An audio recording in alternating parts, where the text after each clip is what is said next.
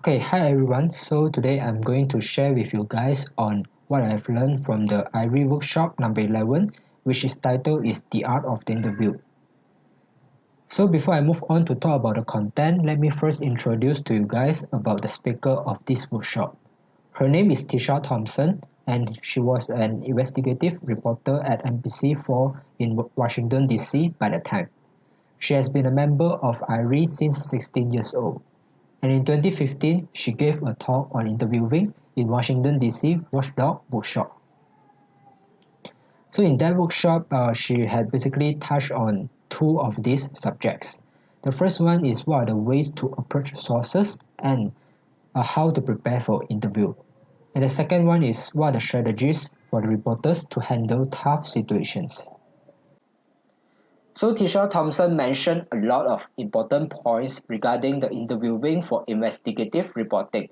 Firstly, she said that the first thing which the reporters should get into their mind before starting the interview is that we are all human beings. Just because that you are a reporter does not mean that you are no longer a human being and that you have lost all your decency and kindness in your soul.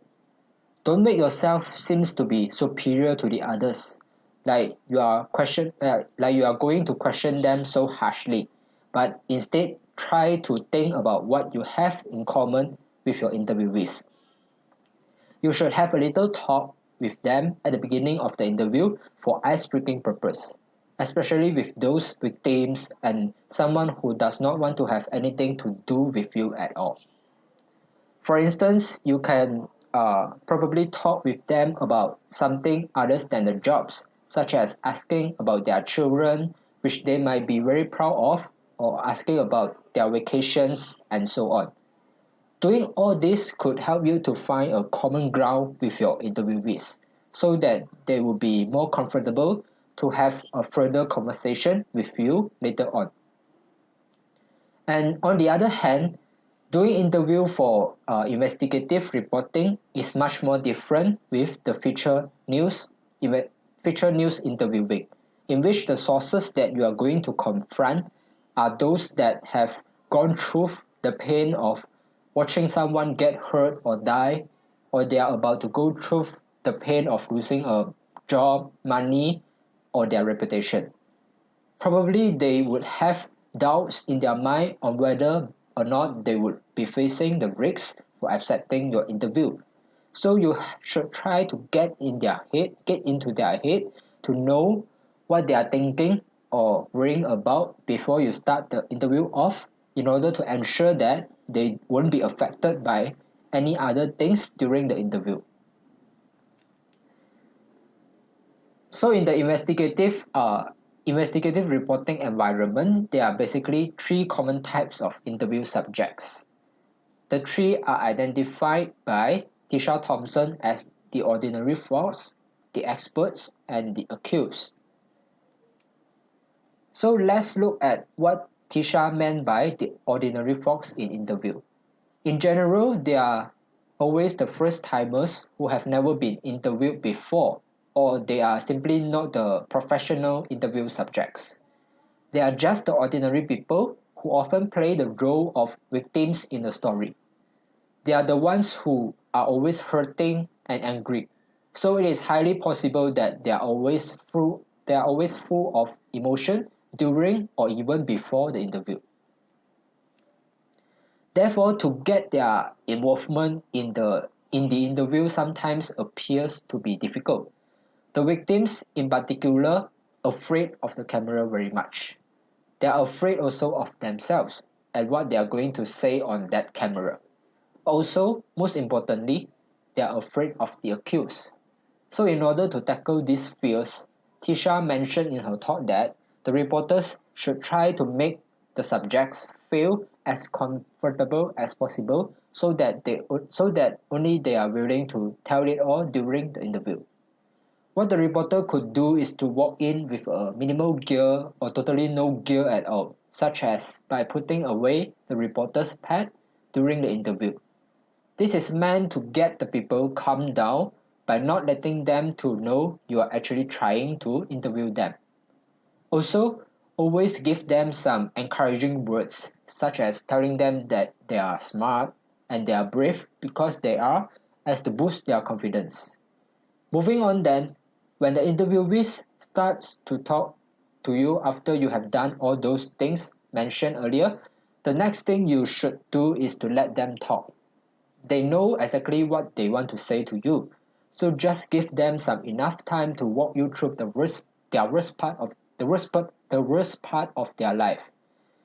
By then, you should never interrupt them and only go back to hash over details after the interviewees have done their talking. And another thing to take note is that you should not be afraid to challenge the victims. It doesn't matter if they are a rape victim or they are a mom whose kid died. You have to challenge them by asking them hard questions. Just push them as much as you push the accused so that you could get to see their real emotional expressions, which is what your story needs pretty much. And the next interview subject that Tisha had discussed is the experts, of which she found to be the most difficult part for the reporters. She mentioned that when interviewing the experts, the reporters should try to get them out of their office and make them to demonstrate to you. For example, if you are doing a story about how crappy the bridge is underneath, probably you should get the experts out of their office and take pictures of them while they are showing and explaining to you what is that all about. And when they try to explain something to you, what you have to do is to listen to them as much as you are getting ready for the next question. In most cases, the experts are going to use a lot of jargon in their conversation, and this technical jargon is what that going to kill you. It's because that they are something new to you and don't make any sense to you and even your readers. So try to get the experts to clarify on it whenever you came across the jargon that you don't really understand. Similarly, try to get them to explain further about the statistics and acronyms used. Consider that the average TV viewers have only a sixth grade education. And moving on is the third category of interview subject, which is the accused. So before you get into the interview with them, what you need to do is to be honest. Lay it out to tell them what you got and never ever try to burn them, but tell them in a proper way that what they should tell you. And for investigative reporters, what they are going to attempt in most cases is the kind of difficult interview that demands several strategies. When dealing with the hard subjects, just ask them the questions and try not to get involved in an argument with them. The much simpler the question, the better the answer. And in that scene, reporters should never give the interviewees the easy out if they don't answer the questions properly. If they give you a non-answer answer, just tell them to try again. You can always request them to answer the questions over and over again, depends on whether it satisfies the requirement of your story. Meanwhile, there is also one effective technique which Tisha mentioned in her talk as the Dum method for the reporters to deal with the hard interviews. The reporters should pretend themselves as if they are dumb, that they don't understand anything the interviewees talk about. So they will have to keep saying that they don't really understand and asking whether the interviewees could explain that again and again. By doing so, it may give the interviewees a sense of confidence in which they assume that they are more knowledgeable than you, and then they will lay it out all the information there for you, which is very good for you.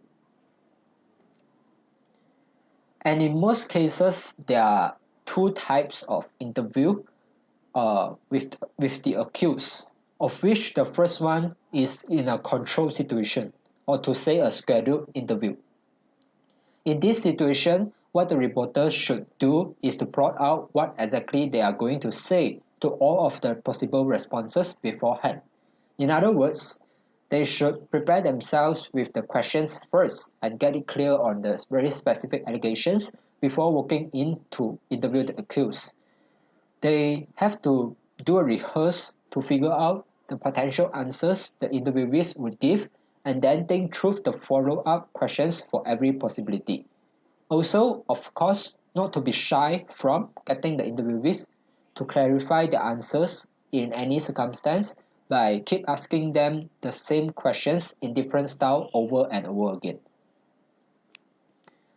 In contrast, when doing the unscheduled interview, particularly for the TV people, you need to get as many videos, photos, evidences, and documents before you ever make the phone call. You have to call or email them first to cover yourself legally because there's a lot of law out there about how you can be sued. So never ever trespass. Also, practice and choreograph with your photographer. It is to make sure that you and your photographer are on the same page in which they know what you want to film for your interview footages. Furthermore, you will also need to bring a third person along to the interview for safety reasons. It is because that you just don't know how people would react in the unscheduled situations. So you need to bring a third person, if possible, to videotape you from a distance.